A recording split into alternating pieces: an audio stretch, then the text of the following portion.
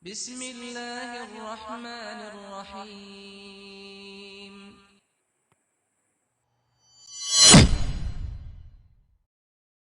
Assalamualaikum warahmatullahi wabarakatuh. Alhamdulillah, salatu wassalamu ala rasulillah, amma ba'd.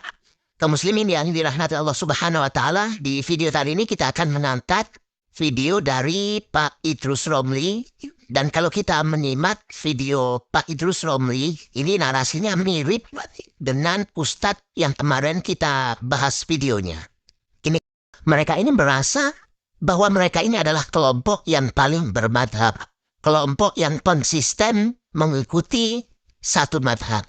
Kemudian menganggap orang yang mengikuti semua madhab dengan cara mengambil pendapat-pendapat terkuat dari masing-masing madhab, mereka adalah orang-orang atau kelompok yang anti madhab, tidak mengikuti para imam madhab. Padahal mereka mengikuti, hanya saja mereka tidak taklid buta kepada satu madhab saja ya.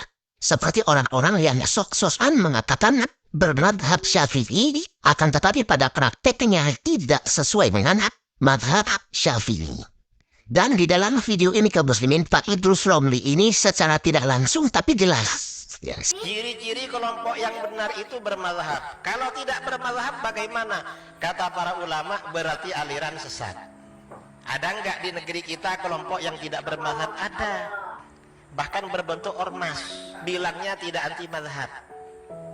Dan katanya mereka mentarjih terhadap hasil-hasil madhab. Entah apanya yang ditarjih, padahal tidak punya kemampuan mentarjih. Ini berarti termasuk aliran sesat.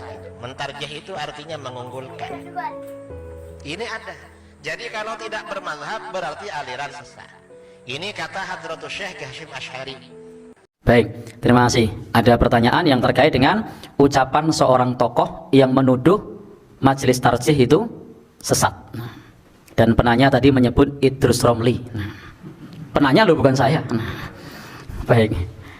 Jadi di sini ada satu ucapan dari salah seorang tokoh, dan tokoh ini sudah cukup dikenal di negeri ini. Dan dalam hal ini, dalam perkara semacam ini sesama muslim, kita hendaknya mengedepankan tabayun. Kita mengedepankan tabayun, apa yang dimaksud oleh beliau sebagai majelis tarjih. Apakah majelis tarjihnya Muhammadiyah atau bukan? Karena setahu saya Kiai Idrus Romli tidak menyebut Muhammadiyah, tapi menyebut organisasi masyarakat yang di situ menggunakan metode tarjih. Dan salah satunya adalah Muhammadiyah. Dan banyak organisasi lain yang juga menggunakan metode tarjih. Sebaiknya kita di dalam bersosial media itu kita tidak perlu baper dengan ucapan orang lain atau dengan status orang lain selama tidak menyebut nama kita.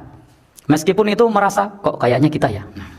Tapi kita tidak perlu baper karena namanya tidak disebut. Tetapi ketika ada penyebutan semacam itu, tidak mengapa kalau kemudian kita juga tabayun. Siapa sih yang dimaksud? Apakah yang dimaksud Muhammadiyah? Dan memang Kiai Haji Idrus Romli itu adalah salah seorang tokoh yang dikenal sebagai singa aswaja, yang piawai di dalam berdebat. Sehingga ketika pripun? Wah, itu jenengan loh yang bilang. Baik. Ketika kemudian beliau mengatakan bahwasanya metode tarjih itu sesat, maka sebenarnya pernyataan tersebut jika diarahkan ke Muhammadiyah, maka pernyataan tersebut tidak tepat. Maka itu jika diarahkan ke Muhammadiyah, kita harus paham bahwa apa yang disampaikan di dalam Muhammadiyah tentang tarjih itu sejalan dengan semangat ulama madhab yang 4. Untuk apa? Untuk berpatokan, berpedoman kepada dalil. Muhammadiyah itu memang tidak menisbatkan diri kepada salah satu madhab, tidak mengikatkan pada salah satu madhab. Tetapi Muhammadiyah itu mengambil pendapat yang kuat sesuai dengan dalil-dalil yang kuat. Dan ini sejalan dengan ulama madhab yang 4. Karena ulama madhab yang 4 semua menyarankan untuk berpegang kepada hadis yang sahih. Seperti pernyataan yang terkenal, idza shahhal hadis fahuwa madhabi. Apabila hadis itu sahih, maka itu madhabku. Ini pernyataan ulama madhab yang masyhur. Kemudian pernyataan Imam Ahmad juga menyebutkan man radda hadisan falaisa minni. Barang siapa yang menolak hadis maka bukan termasuk golonganku. Maka kalau ada pendapat yang bertentangan dengan hadis yang sahih, maka yang kita pilih adalah hadis yang sahih. Kalau ada pendapat kemudian ada dalil yang sahih, maka dalil sahih itu yang kemudian kita pakai. Dan ulama madhab juga menasihatkan seperti itu. Maka ketika Muhammadiyah itu tidak mengikatkan diri pada satu madhab, justru di situ bisa untuk selektif memilih pendapat yang dirasa menurut tarjih itu adalah pendapat yang kuat. Dan tarjihnya di dalam Muhammadiyah itu bukan tarjih individual, bukan, tapi tarjih kolektif. Tapi tarjih yang sifatnya kolektif, yang dilakukan tidak hanya perorangan. Sehingga ucapan dari Kiai Idrus Romli ketika menyebut seperti itu, maka itu perlu di cross check siapa yang dimaksud. Jika yang dimaksud adalah Muhammadiyah dan beliau mengatakan seperti itu, maka perlu diklarifikasi. Dan bisa jadi beliau mengatakan seperti itu karena belum pernah belajar di Muhammadiyah. Kalau sudah belajar di Muhammadiyah mungkin nanti bahasanya lain. Karena yang saya tahu beliau seorang kiai yang cukup kesatria. Pernah saya menyaksikan perdebatan beliau di salah satu video, dan ketika di sesi perdebatan tersebut yang diperdebatkan adalah terkait mengenai masalah tahlilan atau ritual kematian, dan beliau berlapang dada mengatakan bahwasanya di dalam hal terkait dengan tahlilan itu adalah bid'ah mungkaroh. Beliau mengakui itu, tetapi itu sudah menjadi budaya di masyarakat yang kemudian sulit untuk meninggalkannya. Sehingga bagaimanapun juga insya Allah kalau beliau mau belajar, mau diskusi, nanti insya Allah beliau adalah seorang yang kesatria. Karena beliau mengakui di dalam diskusi tersebut bahwasanya tahlilan itu adalah bid'ah mungkaroh. Meskipun ketika kembali lagi ke komunitasnya itu mempertahankan pendapat yang lama. Tapi di sini patut kita hargai beliau di dalam berdebat itu mengedepankan dalil-dalil yang ilmiah, mengedepankan pada rujukan-rujukan yang ilmiah.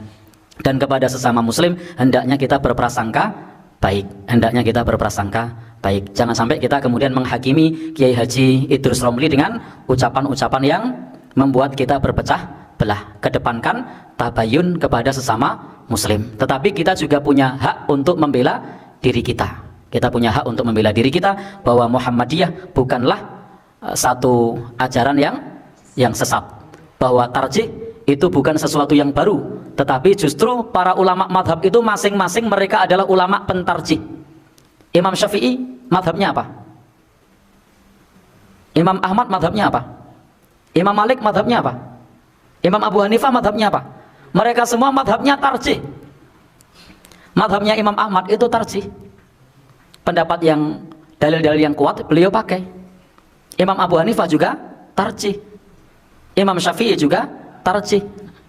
Jadi para ulama-ulama terdahulu itu madhabnya adalah tarjih, menggunakan dalil yang kuat. Ketika mereka mengetahui dalil itu tidak kuat, mereka tinggalkan. Dan ketika mereka mengetahui dalil itu kuat, maka mereka amalkan.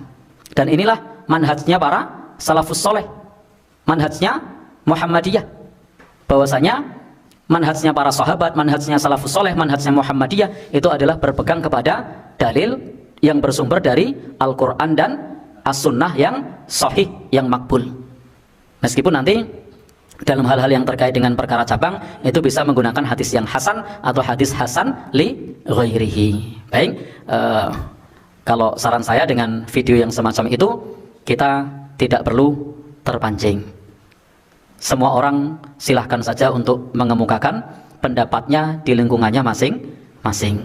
Tetapi yang hendak kita kedepankan adalah semangat persaudaraan, semangat ukhuwah. Dan kalau kita mau, maka yang perlu kita lakukan adalah tabayyun. Wallahu alam bishawab.